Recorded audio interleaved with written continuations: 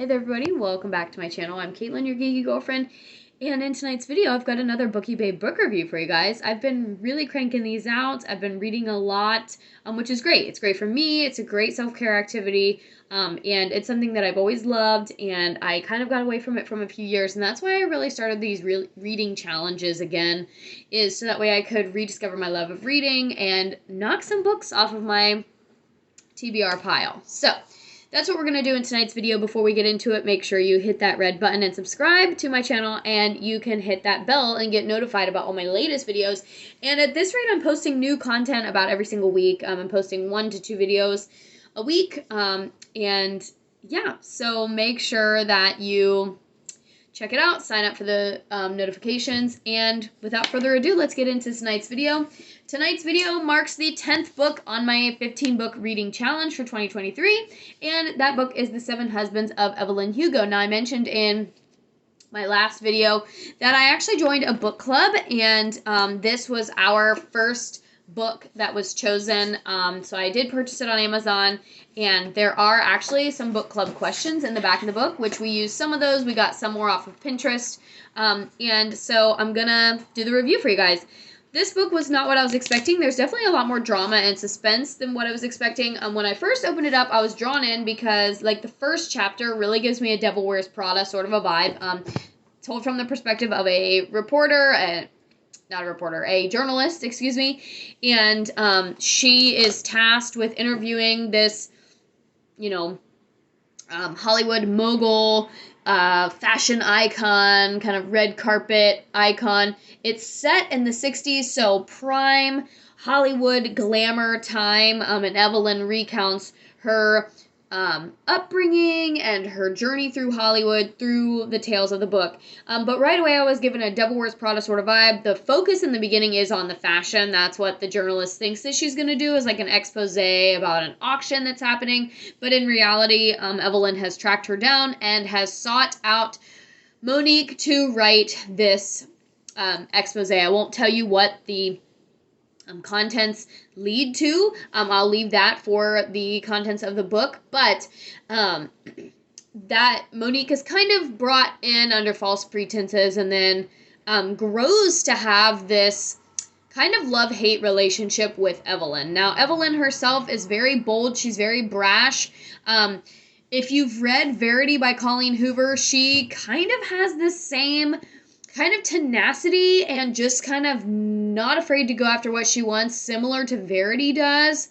So if you've read that, it's a similar character. Verity is a little bit more, I don't want to use the word psychotic, but psychotic than Evelyn Hugo, I think. Evelyn Hugo very much does what she thinks she needs to do to make it in Hollywood, to be successful in her career. She knows what she wants from when she's a little girl. She knows exactly what she has to do to get there, and she does it.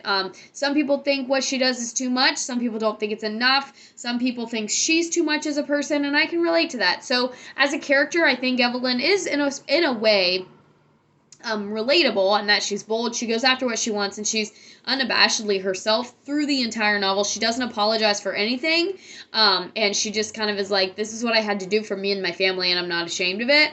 I might feel like, yes, I feel sorry for you or this person who I caused pain to. However, I don't regret what I did, and I love that. I love that as a character, and I think more women need to read about strength in other women and what that means to be strong and what that looks like. Now, let's talk about more of the contents of the book and the message. Like I said, I was drawn into the fashion. There are a lot. The fashion is mentioned throughout the book, and Evelyn uses her dresses and her moments of fashion to describe pivotal moments of her life, which for me is like this,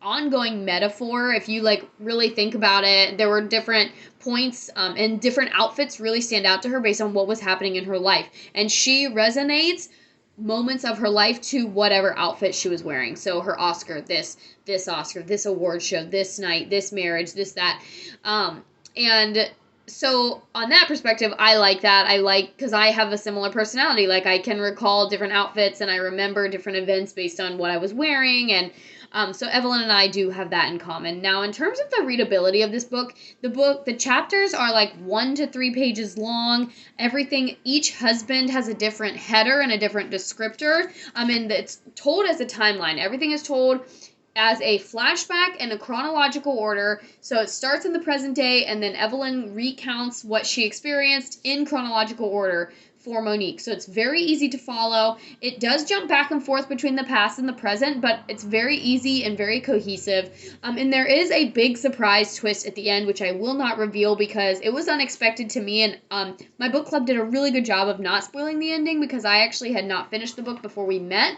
But they did a really good job of not spoiling the ending. Something else fun is that the book includes these snippets of articles in here, so it kind of breaks up the reading a little bit, gives it almost like a picture to look at, something just different. And like I said, it just breaks it up, and it really shows you how the media affected her career. And I think that's really important. Even in today's society, sometimes we forget that celebrities are celebrities, and a lot of what they do is motivated by the media or what the media will think of them, and they might make decisions based on, oh, I don't want to get a bad review in this magazine, so I'm going to say this particular thing. And I think that is very, very true. We can say the same thing about politicians, celebrities alike. They all do the same thing. Nobody wants to be canceled. Nobody wants to be on a blacklist somewhere. They're all just trying to be successful and keep everybody happy. And the reality of it is you can't please everybody and you can't make everyone happy. Just know that this book, like I said, it is set in the 60s and 70s. An underlying theme in the book is that at that time that Evelyn is recounting, it was not acceptable to be homosexual, bisexual, lesbian, or anything like that. So those themes are explored in this book. So don't be shocked when you open up this book and realize that actually there's some homosexuality in here. So that was a shock to me. I was not expecting that. I mean, it's called The Seven Husbands of Evelyn Hugo, but you're getting more than that when you open up this book. But I would say that it's tasteful. Some people would say that it's a little bit smutty. There is definitely a love story, obviously. Lots of love and intimacy. I would say, yes, love and intimacy, but also a lot of sex portrayed in this book. And there is a difference. Evelyn talks about what the difference is to her, and I think it's an interesting take. But know that there is some sexual content and sexual references, lots of language. So this is definitely this is an adult read for sure. Definitely an adult novel. I would not even say it's suitable for young adult readers. That's just my opinion. Some people would probably say that it's okay for high schoolers. I would say since Monique is an adult, it is more acceptable for adults to read it. I mean, 19, 20, like over 18, you're good to go. Maybe even over 17. Like, I would say maybe seniors in high school, but I'm going to err on the side of caution and say this is college and above. Because like I said, there's language, there's sex, references of alcoholism, references of domestic abuse, domestic violence. So there's a lot of adult themes in there. So just keep, I like to give trigger warnings and all that when I do these videos, just so everybody can know what they're getting into. This book marks number 10 on my 15 read challenge. I only have 5 books left, and I'm slowly checking them off. And I'm excited because the book club will maybe expose me to some new genres and some new authors that I would not have experienced otherwise, and maybe get me to start to read some more adult books, because as you all know, young adult fiction and young adult dramas are my jam. They're what I typically go to, and that is what the majority of the books that I read are. Overall, I give The Seven Husbands like a solid 8.5 to 9 out of 10. There is drama in here, there's suspense, you don't quite see things coming, and like I said, there is some but very adult themes. I will say I lean more towards the traditional side when it comes to what marriage should look like, and I just have very traditional beliefs on that. So for me, some of the content was not as thrilling, I'll just say, as it probably will be for some other readers. I wasn't offended by any of it, but it wasn't necessarily my bread and butter. However, I made it through, and I don't think it took away from the major story of the book. I really liked Evelyn as a character, and that is what propelled me. I wasn't super interested in one of the storylines, but the rest of the storylines kept me interested, if that makes sense. So a very solid 8.5 to a 9. The only reason I don't give it a 10 out of 10 is just because of that singular storyline that I was just kind of like, okay. And part of it goes back to, like, I don't want to say the media, and I had to be very careful about what I say, because again, I don't want to be canceled either, so I'm trying to be very sensitive in how I approach this, but I don't want to say that, like I said, I was not offended by it. However, wouldn't necessarily be something that if I would have known, if I would have known what the underlying story was going to be in this book, and it would have advertised it, might not have been something that I would have been keen to pick up. Not saying I wouldn't have read it if somebody told me, hey, this is a great book, you need to read it, which is what happened. But on first glance, it would not have been something that I would have been drawn to, just because I'm not a huge fan of those types of stories. So take that how you will. You can call me names if you want and say that I'm not open, but that's just how I feel. I don't like. Everybody has things that they like and don't like, and that's something that I don't like. And I can't really give too much away because it gives away details of the story, but if you read the book, then you'll know what I'm talking about. And that's the only reason that I can't give it a 10 out of 10, is just because I kind of was reading it and I was just like, here we go again. A lot of storylines I feel like are being overused in today's media and literature, and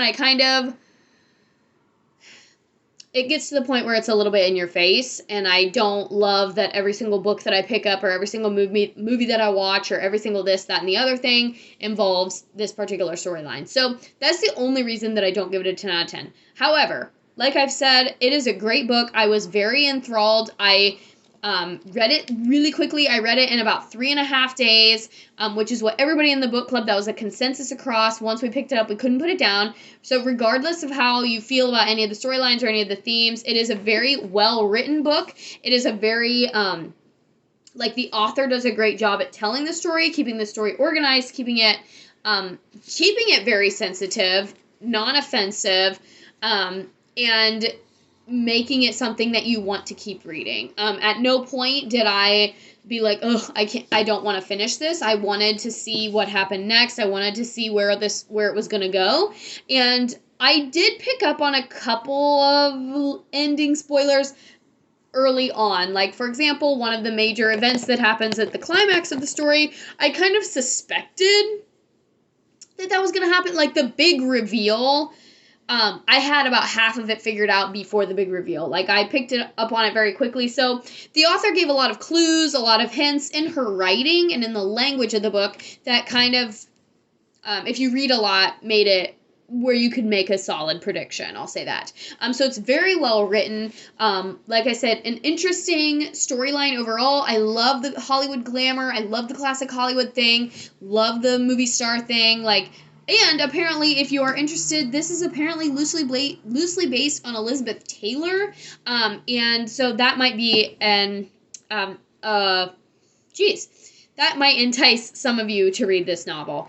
I would be intrigued to read something else by Taylor Jenkins Reid. I think, like I said, I think it was very well written. I like some of the techniques and some of the little tricks and surprises that she put in there. The headers, the chapters, I thought, it was very easy to just keep reading because the chapters it was like, oh, let me just read one more chapter. And then it was like 3 pages. Oh, I can read another one because they were so short. So that made it really easy. And I've talked a lot about how I love short chapters because it does make it easier to read and you don't just feel like you're reading the same words over and over again. So that's it. That's all I've got. Like I said, you guys may have different views than me, and that is okay, but we're going to keep these comments positive. This is my honest review, and I loved the book. I thought it was a great book, so like I said, I give it a solid 8.5 to 9, not quite the 10, just because my personal preference. do with that what you will. But that's it for this one. This is, like I said, book number 10 out of 15. I've got 5 books left to reach my goal for 2023. And thank you all so much for watching. Let me know in the comments what you think we should read next or I should review next. I'm trying to gather some ideas for when it's my turn to choose for book club, and I've already got another review coming very soon, so make sure you stay tuned for that one. Until then, I'll see you guys next time. Bye-bye!